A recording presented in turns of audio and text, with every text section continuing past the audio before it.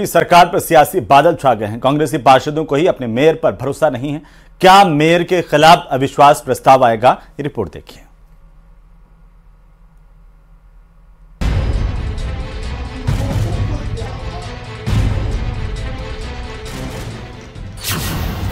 छोटी सरकार, बड़ा घमासान, मेयर पर पार्षदों का अविश्वास, कागजों में उलझा मेयर का गणित। जयपुर में छोटी सरकार यानी मेयर की कुर्सी के लिए भी अब पार्षदों में सियासी लड़ाई शुरू हो गई है।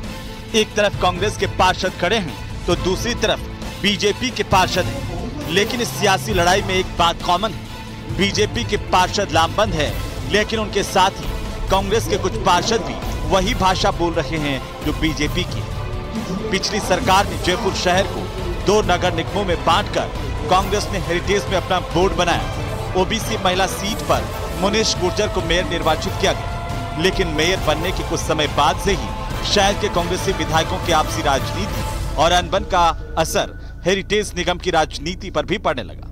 इसके कारण वर्किंग कमेटियां नहीं बन पाई। पिछली सरकार के दौरान ही सिविल लाइंस, किशनपोल, आदर्श नगर के कई पार्षद असंतोष जताते नजर आ रहे थे, जिन्हें मौका मिला बुधवार को हुई साधारण सभा की बैठक में, जहां मेयर के खिलाफ पार्षदों ने अविश्वास प्रस्ताव की तैयारी कर 80 से ज्यादा पार्षदों के हस्ताक्षर के साथ दावा किया कि अब मेयर की कुर्सी खतरे में आ गई है।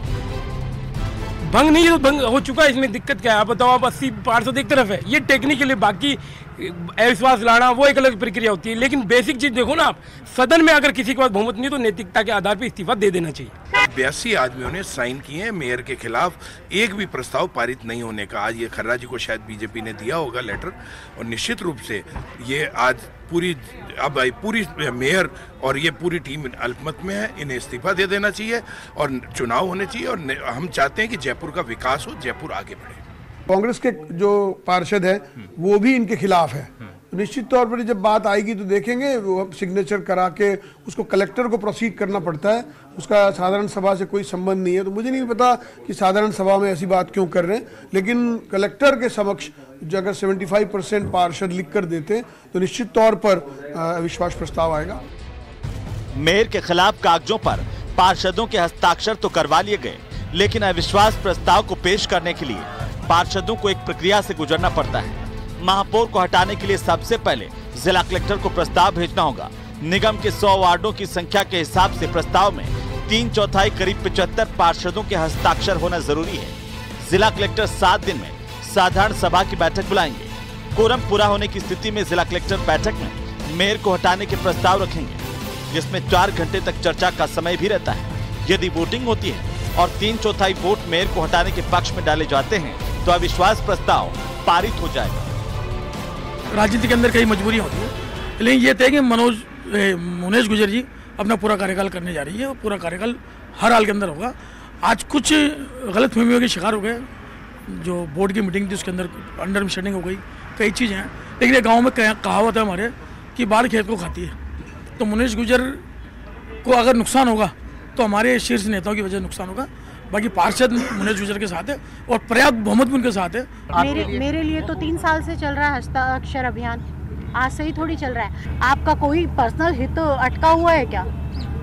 जनता, जयपुर की जनता ने देख लिया सबको कि किसका क्या व्यवहार है, कौन क्या विकास के लिए आगे आया है, किसने कैसा वातावरण बनाया, किसने माहौल बनाया। जो ये माहौल बनाया गया, क्या वो आप शोभा मानते हैं, शोभा देता है?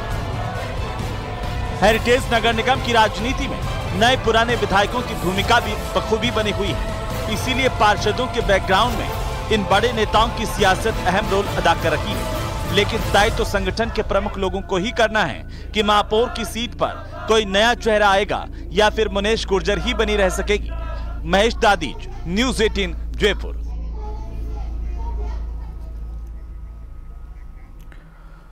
तो वहीं लोकसभा का चुनाव बीजेपी के लिए युद्ध से कम नहीं है। पार्टी के रणबांकुरे जीत के लिए हुंकार भर रहे हैं।